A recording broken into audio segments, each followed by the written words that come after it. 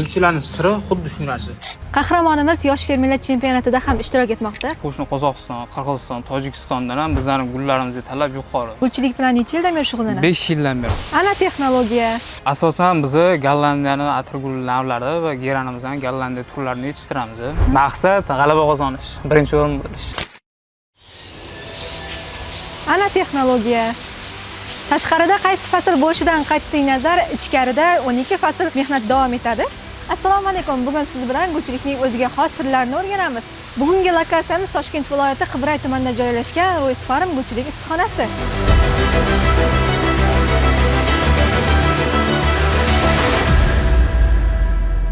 Bugungi qahramonimiz 20 yoshli yosh fermer Akbarjon. Assalomu alaykum, charchamayapsizmi? Assalomu alaykum, va alaykum assalom, rahmatlar. Shu tuzumsiz? Rahmat. Bu gulchilik bilan necha yildan beri shug'ullanasiz? 5 yildan beri, xudo xolisa. 5 yil bo'lsa, 15 yoshingizdan beri shug'ullanasiz. Gulchilik bilan o'zingiz shug'ullanasizmi yoki oilaviy? Xo'p, oilaviy gulchilik bu, oilaviy tadbirkorlik. Hozirgi kunda issiqxonada asosan o'zimiz mehnat qilib, ukalarim bilan o'zimiz xudo xolisa rivojlantiryapmiz. Demak, 5 yil bo'libdi gulchilik bilan shug'ullanayotganingizga. Asosan qanaqa turlarni ekasiz? Xo'p, asosan biz Gollandiyaning atirgul navlari va geranimizdan Gollandiya turlarini yetishtiramiz. Issiqxonamizda bitta dona mesni atirgullarimiz yo'q. Bu degani Gollandiya texnologiya orqali O'zbekiston iqlimiga moslashib turib gullarni o'stiramiz hozirgi kunda. Bularni asosan qayerda sotamiz endi? Xo'p, asosan mahalliy bozor. Mahalliy bozordan cheklanmagan miqdorda o'zimizning qo'shni Qozog'iston, Qirg'iziston, Tojikistondan ham bizlarning gullarimizga talab yuqori. Bu degani o'sha eksport qilgan gullarimiz yaroqli va sifatli degan mahsulot degan talabga ega. Mana shu ekin maydoni necha sotix tashkil qiladi? Xo'p, bu issiqxonamiz hozirgi kunda 10 sotuvdan iborat. Daromad qanaqa? Daromadlarimiz xudo xolisa xarajatlarimizdan tashqari yaxshi, o'zimizga yetadi.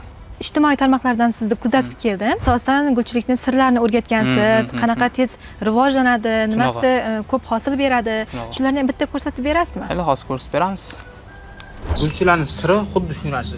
Mana shu ko'rib turgan shoxinglardan mana bu holatdagi shoxni kesib olasizlar. 45 gradusga qilib bir ikkita ko'z qoldirasizlar. Keyin margansovga 1 soat, 1,5 soat uzoq 2 soatga shunday botirib qo'yasizlar. 2 soat vaqt o'tgandan keyin shunday qalamchani olib turib qumga shunday qadab qo'yasiz. Xudoning mo'jizasi bilan shu oddiy ildizsiz narsa 30 kun, 35 kunda ildiz olishni boshlaydi. Bu holatda 1 oydan 1,5 oygacha uzoq 2 oyda bu narsa bozor holatiga sotuvga tayyor holatda bo'ladi. Bu narsani o'sha noldan to ochilgungacha bo'lgan jarayongacha 7 oydan 8 oygacha vaqt ketadi. Ko'chatlarimizning o'rtacha narxi shu 10 mingdan boshlanadi. Yiliga qancha ko'chat yetishtiriladi bu yerda? Yiliga endi nima gulligiga bog'liq 10 mingta, 15 mingtadan boshlanib tepa holatiga turadi. Sug'orish tizimi bu mikroklimat hisoblanadi xalq tilida endi. Hop, mikroklimatning asosiy vazifasi mana bu atirgullar bariga suv tushadigan bo'lsa, yaxshi rivojlanadi. Bu miya mana hozir mana 11 minut qoldi. 0 bo'lgandan keyin 17 sekund avtomatik sepadi. Bu suvni qayerdan oladi? Suv mana bu yerdan olinadi. Agar dorilar beriladigan bo'lsa, mana shu bochkamizning ichiga dori qo'shiladi, avtomatik shu joydan sepiradi. Demak, bu issiqxonada ishchi kuchi 0 donma. Chunki bu yerga issiqxonadagi 5 sotuvli joyi avtomatik texnologiyani o'zi boshqaradi. Ikkinchi teplitsamizda bor, u ob'yomi kattaroq bo'lganligi sababli u yerda ozgina ishchi kuchi, ish mehnati bor, qo'l mehnati. Qanaqa dorilar sepiladi? Xo'p, bu yerda atirgulga asosan tushadigan kasalliklardan bittasi shira, treps haqida profilimizdan videolar qo'yib chiqqanmiz. Oddiy dorilardan foydalanamiz. Dorixonada bo'lsa 15 ming, 20 ming turadi. Kundalik ishlatadiganlar uchun. Gullarga kuniga necha mahal suv sepiladi? Gullarga mana ochilib turgan tayyor gullarga kuniga 1 mahaldan suv beramiz. Asosiy xarajat nimalarga ketadi gul yetishtirish? Asosiy xarajat mana shu salafan idishga keladi. Endi gulchilar tilida stakan hisoblanadi. Stakanga yetib keladi.